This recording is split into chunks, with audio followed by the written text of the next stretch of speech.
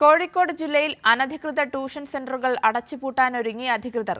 താമരശ്ശേരിയിലെ അനധികൃത സ്ഥാപനങ്ങൾ പൂട്ടണമെന്ന് ഡിഒ ഗ്രാമപഞ്ചായത്ത് സെക്രട്ടറിക്ക് നിർദ്ദേശം നൽകി. താമരശ്ശേരിയിൽ 10ാം ക്ലാസ്സുകാരൻ വിദ്യാർത്ഥികളാൽ കൊല്ലപ്പെട്ട സാഹചര്യത്തിലാണ് നടപടി.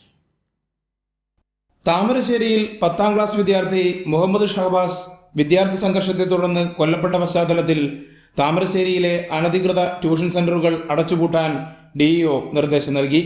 പഞ്ചായത്ത് രാജ് ചട്ടങ്ങൾ പാലിക്കാതെ പ്രവർത്തിക്കുന്ന സ്ഥാപനങ്ങൾ അടിയന്തരമായി അടച്ചുപൂട്ടാൻ ഗ്രാമപഞ്ചായത്ത് സെക്രട്ടറിക്ക് താമരശ്ശേരി ഡിഇഒ കത്തയച്ചു. പല സ്ഥാപനങ്ങളും നാഥനില്ലാതെ പ്രവർത്തിക്കുന്നവയാണെന്നും വിദ്യാർത്ഥികൾക്കും രക്ഷിതാക്കൾക്കും അവിടെയുള്ള അരക്ഷിതാവസ്ഥ പ്രയാസം സൃഷ്ടിക്കുന്നുണ്ടെന്നും കത്തിൽ പറയുന്നു. അനധികൃത ട്യൂഷൻ സെന്ററുകൾക്കെതിരെ ശക്തമായ നിയമ നടപടി സ്വീകരിക്കണമെന്നും ഡിഇഒ നിർദ്ദേശം നൽകി.